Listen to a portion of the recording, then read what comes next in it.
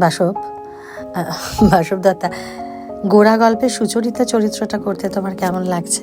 রবীন্দ্রনাথের অন্যান্য নারী চরিত্রগুলো আমাকে যতটা টেনেছে, সুচরিতা যে অতটা আমাকে আকর্ষণ করে এমনটা নয়। বা গোড়া উপন্যাসটাই মানে বলতে গেলে কি হয়, এমন এমন কিছু উপন্যাস থাকে যেগুলো হয়তো বারবার পড়ে নেওয়া যায়, ছোট, কিন্তু যেহেতু গোড়ার ভারটা অনেক বেশি, সেজন্য গোড়া যে বারবার পড়ে উঠতে পেরেছি এমনটাও নয়। গোড়া পড়েছি যখন কলেজের পাঠ্যে ছিল। আমি এখানে সুচরিতাটা করছি, কিন্তু সুচরিতা রবীন্দ্রনাথের নারী চরিত্রগুলো সবসময় ভীষণ ভালো, ইন্টারেস্টিং, অন্যদের থেকে আলাদা একটা মাধুর্যপূর্ণ, লাবণ্য থেকে মাধুর্যটাকে উনি অনেক বেশি ইম্পর্টেন্ট দেন, মানে তার মধ্যে অনেকটা বেশি কি বলবো ব্যক্তিত্ব যেটাকে উনি মিন করতে চান।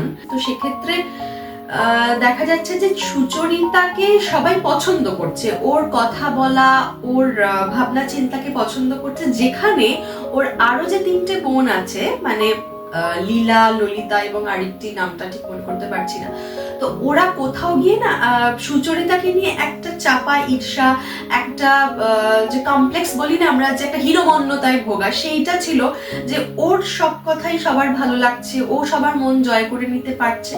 সুচরিতা এরকমই একটি মেয়ে।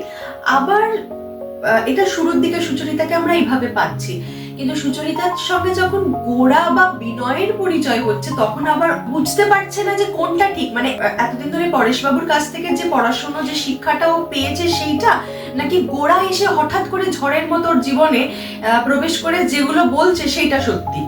এই যে দুটোর মধ্যে একটা দোলাচলতা, এটাও কিন্তু ওর চরিত্রের একটা বৈশিষ্ট্য, কারণ ও কোথাও গিয়ে ঠিকঠাক ডিসিশনটা নিতে পারছে না।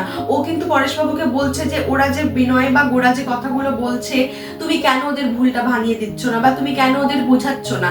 মানে সুচরিতার কিন্তু শিক্ষিত একটি মেয়ে, ওর যেভাবে বলা উচিত সেইভাবেও কোথাও গিয়ে বলতে পারছে না।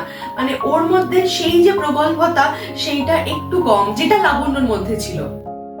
শুনুন রবীন্দ্রনাথ ঠাকুরের উপন্যাস গোরা, শুধুমাত্র নটার গল্প ইউটিউব চ্যানেলে।